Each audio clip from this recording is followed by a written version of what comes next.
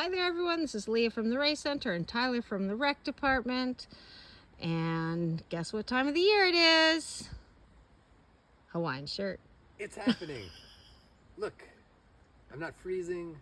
Yeah, there's the snow is melting. There's some birds you can hear, and those birds that you can hear means that there are bugs out, and that is important food for other things.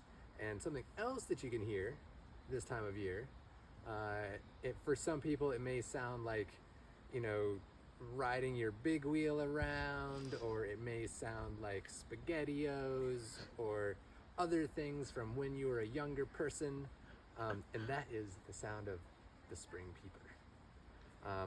And those of you who, if you live like east of the Mississippi River, you've probably heard it at some point. And this time of year, it's very exciting because the spring peepers are about this big, 1 inch to 1.5 inches. But they can make a sound that is, if you are very close to an individual little tree frog, 90 decibels, which is roughly the same as like a 787, a Boeing 787 coming into land from about 1 nautical mile away, or a motorcycle from 25 feet away, a leaf blower, this big. And the way that the animal makes that sound, the male does that in order to attract female spring peepers. And it will find a spot very often in the mating grounds here near still water. Sometimes they are permanent ponds, semi-permanent, or like this, a one that just shows up in the spring, a vernal pool. And they like this flat surface because it echoes, it makes it even louder, and the females are attracted to frequent, loud calls.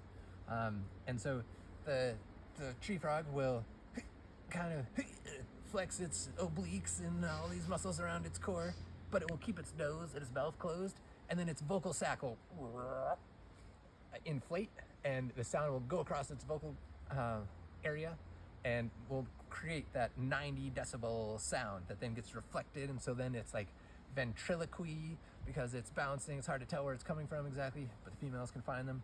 And so, but before they even do that, first they have to wake up because they're like under the snow in the leaf litter. They'll be sometimes tucked into loose spots in the tree bark where they spend the winter, and they will sometimes freeze their bodies, like their blood will stop moving in their body, and then they come back to life, and then they kind of, they're groggy a little bit, shake it off, and then make their big trek over to wherever they're going to mate.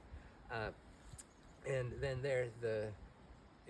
that all special thing will happen, and then the eggs will get deposited, attached to material down low in the pool there, and then they will become tadpoles, and they will be tadpoles for a few months, and then they will make their froggy form and then go back into the woods where they will hang out in the leaf litter, where they eat lots of ants, little beetles, things like that, mostly insectivores. And while they are tadpoles, they are mostly eating the detritus in the bottom of the pool. But they're, an inch, 90 decibels. And it's especially loud because it's happening in the spring and everything has been covered in snow and it's been quiet. So like on those first spring days when you can be comfortable outside in a t-shirt, and you start to hear it, it's really magical and like just automatically brings you back to the first times that you heard them, or those sounds from your childhood if you grew up on the East. It's amazing. And yeah, it's happening, so you'll hear them soon. Indeed. Thank you.